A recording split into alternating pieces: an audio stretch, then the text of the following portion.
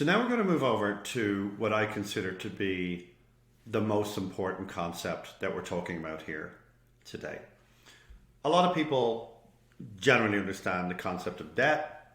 A lot of people generally understand the concept of time. But in my day-to-day conversations with people, I kind of know not a huge amount of people fully appreciate the concept of scale. They don't know how to ask themselves the right questions to actually answer what scale is meaningful for them. Everybody has their own needs in life, but scale is directly proportional to your future needs and your goals.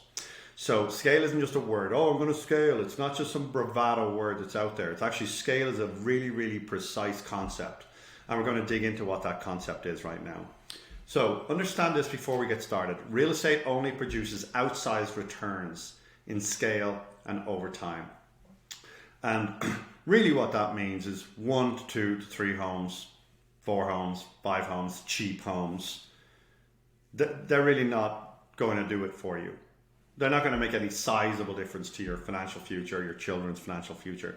They're certainly helpful, but they're not going to make a meaningful, job optional, retirement concept difference to your future. So in order to understand how real estate can work for you, and in order to understand the kind of scale that you need to be working with, in order for you to be job optional, you have to ask yourself some very serious questions. And you need to answer them with some pretty hard truths. So let's dig into those. Let's talk about what scale might mean in this algorithm. So if you work backwards from your future self, picture yourself in 20 years, and then you ask yourself, what are my wealth and income needs? Then you will understand what scale needs to be undertaken to realize your goals and your job optional future. But this is very hard for a lot of people to answer. What are your future needs? Well, I'd like 3 million. Or I just want to have a retirement. They don't really know a number. They don't really dig into it. And I'm not saying you don't. I'm just in general. People don't really know how to answer that 20-year. It's too far away. I won't know what I need until I'm there. And that's why so many Americans, unfortunately, do retire with very, very minimal retirement plans, because they never really ask themselves that question. What would they need when they get older? Or they lose their job. So in order to understand what scale you need in terms of real estate, you have to ask yourself, what are your net monthly living requirements? And what nest egg do you visualize for yourself and your family? Again, what are your net monthly requirements? So a lot of people just throw out a number, $10,000 a month, and what nest egg? Oh, $1 million. But actually, in the event that you stopped earning tomorrow, this is a more acute question. This is more the question that will help you understand what scale you need to be at. In the event that you stopped working tomorrow, what are your monthly expenses, and what wealth do you feel that you would be comfortable with if you never worked again? Because anybody who's thinking about being job optional or retiring early, any of those concepts are built around asking yourself if you stopped working tomorrow. So if you did stop working tomorrow, you wouldn't have a company paying your healthcare fees. You wouldn't have somebody paying your phone. You wouldn't have somebody paying your car, or your fuel, or your travel. So all of these things, your mortgage, your kids' college, and all of these things, what is your monthly requirement? Going on vacation, doing nice things, going to restaurants, buying clothes, all of the food, everything that you spend on a monthly basis. What is it? Because if you stop working tomorrow, that's what you would need to not be spending your savings. So ask yourself and be able to answer that question. And I've asked it to a lot of people. I've asked them to come back to me. And for the most part, people tell me, it's between $10,000 and $15,000, depending on the size of their family or what stage of life they're at. But it's between $10,000 and $15,000. So I'm going to work on my scale concept on the basis of $15,000 net monthly income is required to allow you to be job optional. And then nest egg. So we don't just want income, we also need to have a pot, a nest egg. So what is most people comfortable in terms of what pot would you be comfortable with? If you had a guaranteed $15,000 a month income, what would you be comfortable in terms of your net pot? And for a lot of people, it's between 2 and 4 million, and I'm gonna sit down on 3 million here. So now we have a number. So it's 15,000 and 3 million. Okay, that's the number if we were to stop working tomorrow. But when you look into what your future needs might be, inflation over 20 years. So let's say you're 30 now. Inflation, because of inflation, your actual needs are going to be 30,000 of net income and 6 million of net income.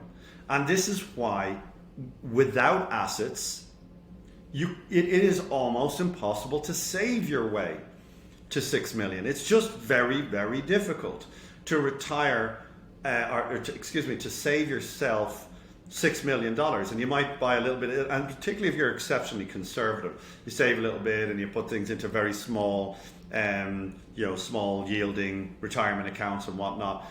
Getting to that $6 million, nest egg and $30,000 of income is exceptionally hard. And it's really scary when you ask yourself that question, like, what if I was to give up my job tomorrow?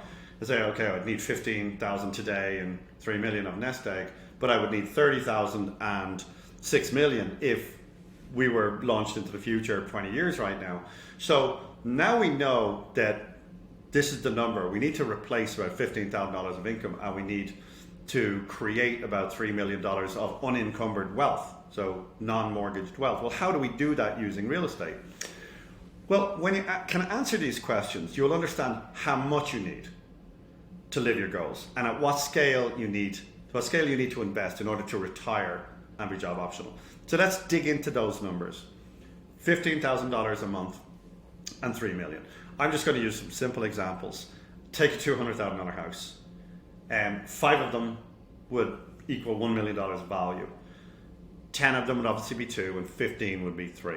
So in order to hit that $3 million worth of nest egg value today, we need to buy $3 million worth of assets, which is about 15 $200,000 homes. Now, what would that do in terms of the income side? Well, at, let's say $1,750 a month, that would be approximately $7,500 a month per 5. So we're talking about around 23,000, 22,500 a month in gross income. Take away, obviously now we've got mortgages and all that kind of stuff. So we're not talking about creating this wealth instantaneously because we're not buying with cash. We're talking about how would we replace our jobs in 20 years time or in 15 years time, given inflation and time and all that. So it would be about 22,500 of gross income. Imagine it without mortgages on it. Well, then obviously you'd have property taxes, property management, some maintenance and all that kind of stuff. That might actually just fit right in there at that 15,000 of net income. Now fast forward, now we bought them. We bought 5 houses at 200,000 at $40,000 deposit. We now have somewhere around $200,000 down payment per 5. So $600,000 is going to be required to buy 15 homes in this example. So really, really important to understand that $600,000 can create 6 million of unencumbered income, and 30,000, because we're talking about the future now, 30,000 of gross income, of net income in 20 years time from $600,000. So you have to ask yourself, if a house goes up in price by 10,000 the day before you want to reserve it, does it matter? If a roof needs to be replaced, does it matter? If you make an offer on a home and they don't come right up to your offer price and they're 10,000 below and you're like, no, I'm not going to do the deal. This is where most people get bogged down, not understanding that it's actually about scale. You need to buy 15 homes in this example. You can buy one big multifamily, but you need to buy about 15 homes in this example. And 10,000 here, 5,000 there, 7,000 here on the front end. It really doesn't matter. You're converting $600,000 into $3 million or into $6 million 20 years from now, and that's really all that really matters, because you're putting $600,000 down.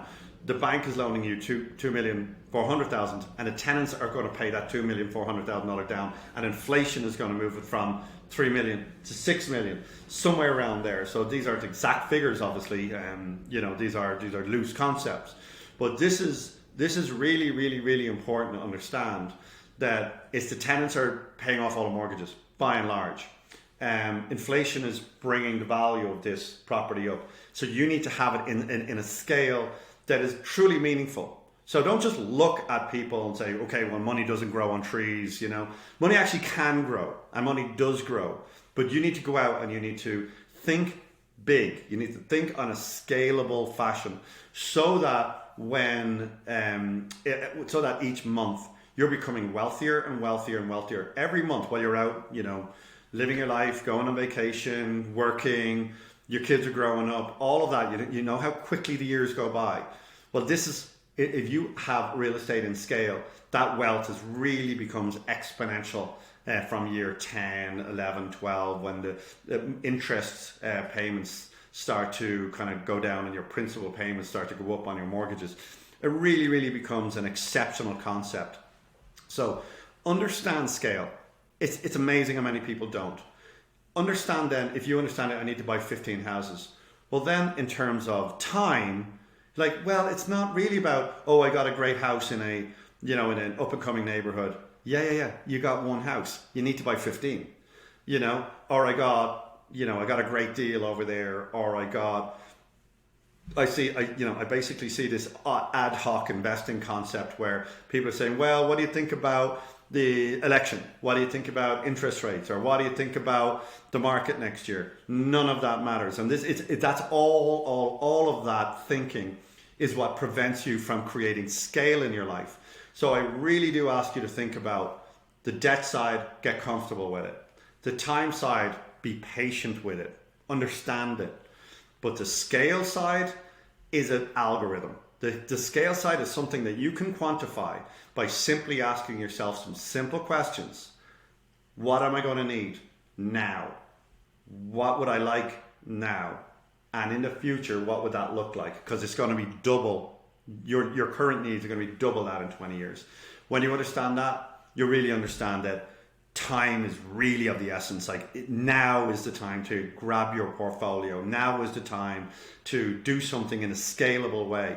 And the great thing again about scale, and I can tell you this from my own portfolio, one of the big advantages to scale, something that I enjoy all the time, is that once I have a meaningful portfolio and something goes wrong with one house, or a tenant doesn't pay me on one house, or a roof needs to get done on another house, I really just don't care, because I'm well invested. I have all of my reserve funds there, and it doesn't affect me emotionally. And I deal with an awful lot of investors who are very emotionally invested in exactly the cash flow that they should be receiving every month, and they're not looking at the big 20-year scale picture. And it prevents them, and I see this every day, it prevents them from getting from one house, maybe two houses, something kind of goes wrong on a house, and it prevents them from getting anywhere further than that. Don't let that be you, because in a large diversified portfolio, the scale really is to your advantage, because most of your homes, 19 or 20 of your homes or 14 of your homes will always be working fine. There's always be one or two, and that's just part of the business.